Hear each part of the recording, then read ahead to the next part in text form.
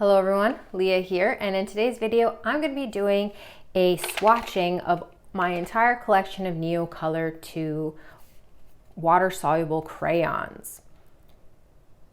I'm doing this for a couple of reasons. One, I absolutely love these and I want to buy more. So I want to make sure that I don't get any doubles.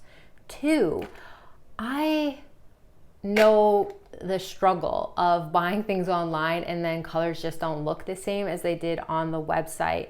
So I want this to be a good source for you guys to at least be able to see what the colors look like, and maybe that'll help you for future purposes. Disclaimer, I do need to say that what your screen sees and what gets captured on camera sometimes can vary depending on the settings on your screen and how something is captured. That's why there are discrepancies between purchasing something online and what it looks like in person. But this, I hope, at least helps smooth out that slight area. Anyways, so I know I don't have a huge collection, but I do have a lot of colors, so I do hope this helps you. So let's just dive right into it and get started. All right, so the first color here is Sahara Yellow. It actually reminds me of that color I can't pronounce, Juan Brilliant, or is it Jean Brilliant? I think it's Jean. Is it Jean? You can correct me if I'm wrong.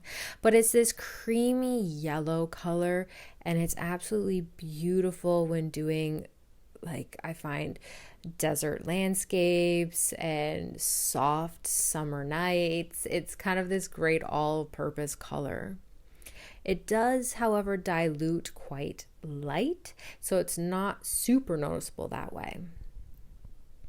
Now, this one here is just yellow, and it's a bright, basic yellow. What's nice about it is the fact that it does dilute quite brightly. Like, I feel like there's no other way than to name this bright yellow and describe it that way. But it is a classic yellow. I don't use it that often though, because surprisingly, even though I do a lot of flowers, I don't really use a lot of yellow. It came in a set I got, and it's basically untouched. Okay, next up is Apricot. This here is a nice creamy orange color, and I feel like it's one of those colors that is really great for doing like soft pastel-y stuff. So if you prefer the softer side of colors, this one is beautiful for that, and it dilutes quite amazingly. So it's not soft, it's quite opaque still, and gives you a good color coverage.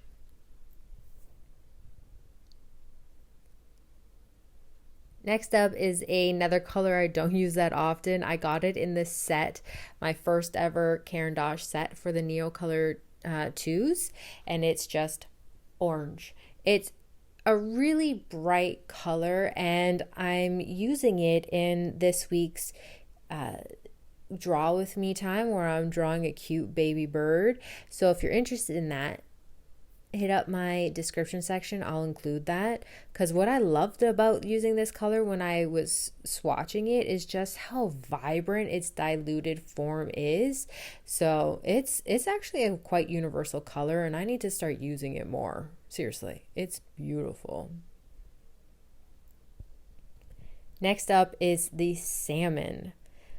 I have both salmon and salmon pink, and I'll be honest, they're very close, but this one is more on the, I would say, warmer side, so it's closer to an apricot color. If you're wondering if you need salmon and apricot, I'm going to say it's a personal preference, but once you see the two colors up close at the end of the video, because I am going to show them all to the camera, you'll find that they're very similar, and you might not need both of them at the same time.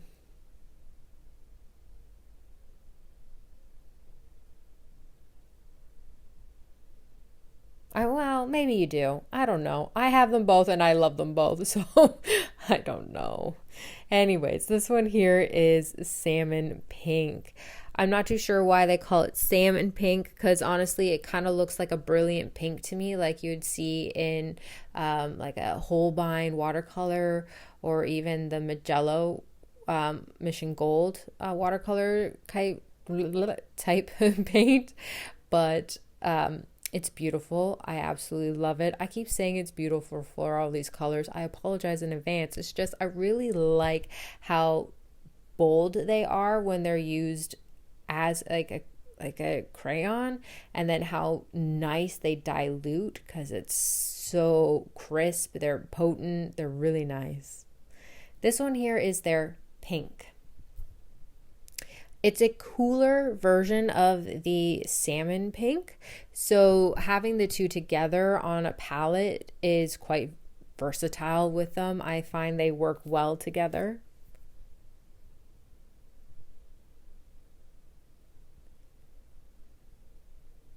I do find that for some colors, it takes a little bit more effort to dilute them depending on how much water you have on your brush. The pink for me dilutes, like I need a little extra pink on the palette to make it be a strong color. Unlike this one here, which is the purple, it's a vibrant, highly pigmented color. I would actually probably compare it to a magenta. I wouldn't call it purple. But that's just my personal preference on the color itself. What do you guys think? Would you call this purple or magenta?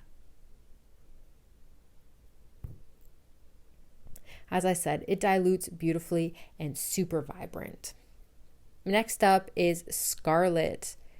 This is a color I haven't gravitated towards a lot. It came in that set. I believe it was the 15 set.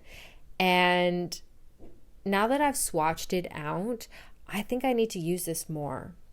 What should I draw with this? Because it's potent. Its watered down version, it looks just as opaque and color coverage as it did when I was drawing it. The color that I'm doing right now is vermilion. It's my favorite red color because it's red with the side of orange of a tint to it. It's warm versus cool. So the Scarlet, which is probably why I don't use it that often, is a cooler red. And if you lean more towards warm reds, this is a great one to have in your set of colors. It also dilutes amazingly. I think that's the thing about NeoColors. No matter what color you get, some of them might not be as vibrant when diluted, but they all do dilute very well. Just like this one here, which is their violet. I think the diluted color is actually more beautiful than the full-blown like heavy color drawing down color, because I think when you draw with it, it's this dark kind of like average purple, but once you dilute it, it's softer. It has this vibrancy to it. I would say even like a little bit of a glow. Next up is Periwinkle Blue. Now, depending on where you purchase this one from, they might not even include the word blue. It might just be called periwinkle. I've noticed that difference on a couple of websites, but it's labeled Periwinkle Blue on the actual NeoColor. This is one of my favorite colors. I use it often. I just love it. It's great, especially when you're doing like springtime flowers. Perfect color for that. Next up is Turquoise Blue or Turquoise Blue. I just love saying turquoise funny. Anyways, it is a nice, cool color. I think this is like a classic turquoise. There are some brands when it comes to watercolors where they give a turquoise this really deep phthalo-y color, and I feel like this is like the true turquoise in my opinion. It's on the cooler side versus the warm for the one that I have, but that's okay because I do believe they have a turquoise green as well. I just don't have that. All right. The color that I'm drawing out right now is light blue. This color paired with the ultramarine look so nice together. They just blend in very smoothly. It's a soft blue. So if you're looking for doing like soft skies or oceans or anything like that, perfect. Next up is the ultramarine. And if you are familiar with my channel, you'll know that ultramarine blue is my favorite blue. It's this crispness to it. And I think the Caran D'Ache do a beautiful job at giving this ultramarine a pop to it. And the diluted version is a nice soft version of the ultramarine. So if you like to do both drawing with it as if it were a pastel and then watering it down, it's got this nice duality to it. Up next is cobalt blue. Now, I hate to say this to Caran D'Ache, but I think their cobalt blue does not look like cobalt blue to me. It's very cool. And I know cobalt blue is a cool color, but I would say this leans more towards like a phthalo turquoisey type of cobalt. That being said, I think it's still, and I'm saying it, a beautiful color. All right, up next is their Prussian blue. Oh, it's so dark when you draw with it as a pastel, and then when you dilute it, it has this pop to it.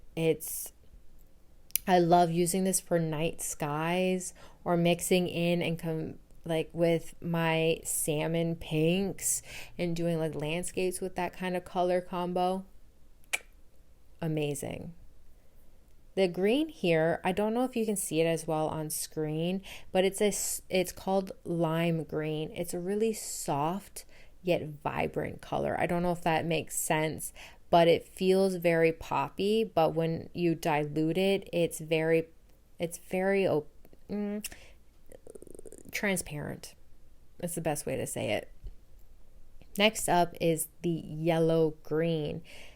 If you combined yellow green and lime green in the same drawing or painting, they have this complementary flow between them that just makes them work so well as a pair, because it kind of acts as the highlight and the low light, and it's this vibrant green color, and it's beautiful.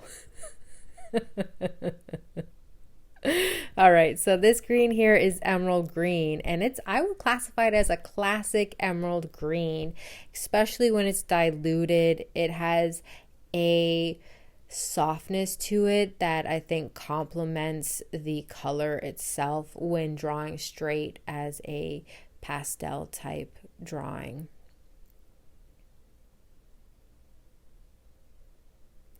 All right, so this one here is moss green. It's an earthy green. I thought I would use it a lot because I love doing florals and landscapes, but I'll admit I don't use it as often as I thought I would. And I think it's just because it is on the earthy side. And same with the color that I'm going to be doing next. Now, the moss green has a granulation to it, I find, when it dries, and I think that's quite beautiful about it. But it hasn't fit who I am as an artist in the past, but that doesn't mean it won't in the future. The current color that I'm drawing out is olive. I too thought I would use this a lot, but I do not. It is not, I don't know. I don't really like this version of olive. It is very muddy, in my opinion. Like, it's a muddy green. However, I really like this olive brown. It is, I guess, a brown that's on a greener side, but it's a softer brown. So I find that when it comes to brown colors, for me personally, it's hard to find the perfect brown, but it does provide this muted earthy tone to it. So it's a nice color to have in a palette. Now this one here is called Flesh. That's what it was called on the actual color that I have. I'm going to put it up on the screen if they change the name to the color, because I know a lot of brands start changing color names from Flesh to something else. Now this one here is golden ochre. I use this one a lot. It's It's one of those neutrals that I like to use in my colors for landscaping as a contrast to using, say, blues or something like that in my abstract landscapes, because it's soft but also like on the cooler side. Sorry, a coolly warm. Anyways, it's a beautiful color. Moving along. The next one is just ochre. It is a browner version of it. I like it. I don't think it's one of those colors where you're like, ooh, I use it a lot. But that's me personally. If your style is more to do more realistic, more landscapey, more like earthy tones, I think this is a good one to have, because the English red that I'm drawing out right now, it's beautiful. I love this color. And when I use it with my ochre and the flesh colored one, which I know might not be called flesh anymore, I think they create this amazing harmony together, because the English red does have this pop of red to it, and it dilutes really softly, and it looks so nice when dried. Up next is brown. I never use this color. I used it twice when I first got it to swatch it, and today, well, the day I was doing this, because I'm future Leah voicing this, but yeah, I don't use it that often. It's brown. Okay, so this one here is silver gray. I distinctly remember purchasing this because online on Jackson's website, it was a cool bluey color. And it's not blue at all. It is gray, which is fine. But that just goes to show that online colors are not 100% accurate. Now, this color right here that I'm swatching is umber. To me, it's kind of like a muted black color. So if you don't like using black in your drawings and illustrations, this is kind of like a duller color version of it, and I think works really great with doing fall type and winter type illustrations and drawings. So this one here is black. Another color I don't use that often.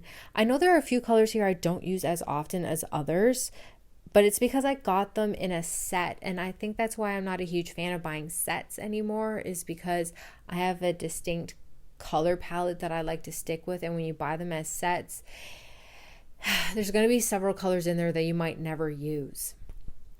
Now, before I dilute the black one, I just want to show white, and obviously white on white isn't going to show up.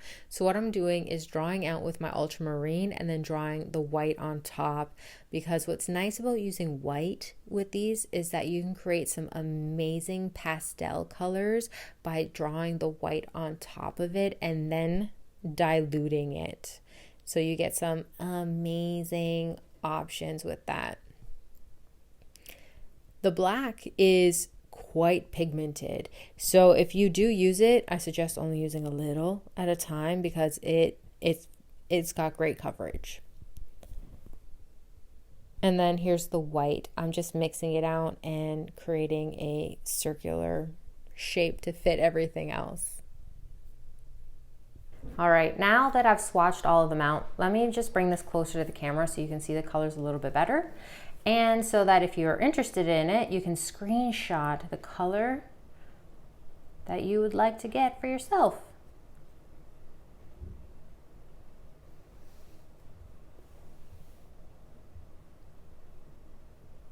I know this isn't a huge collection compared to some artists and other YouTubers out there that use NeoColour 2s, but I find you don't need a lot of colors to create great things. But I also know what it's like to wish you had a certain color, which is why I created this video and my other ones, where if you're interested, sometimes seeing these colors online, it just doesn't look the same as it does in person. So hopefully this little reference video helps you guys out for future purchases and just having an idea of what it looks like and how it behaves a little. If you are interested in knowing more about NeoColour 2s, I have a video where I compare NeoColour 2s to the NeoColour 1s. The ones being wax-based and non-water soluble. I will provide the link to that in the description section, so if you're interested in that, hit that up. I also have a video that's new. Oh, my baby's barking.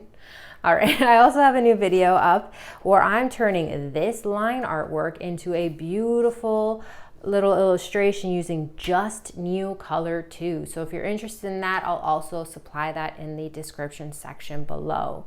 If you have any comments or questions, please let me know in the comment section. And if you like this video, please give it a thumbs up. If you're interested in using art as a tool towards healing, hit that subscribe button because that's what I'm all about here. All right, thank you so much for watching this video, and until next time, stay magical.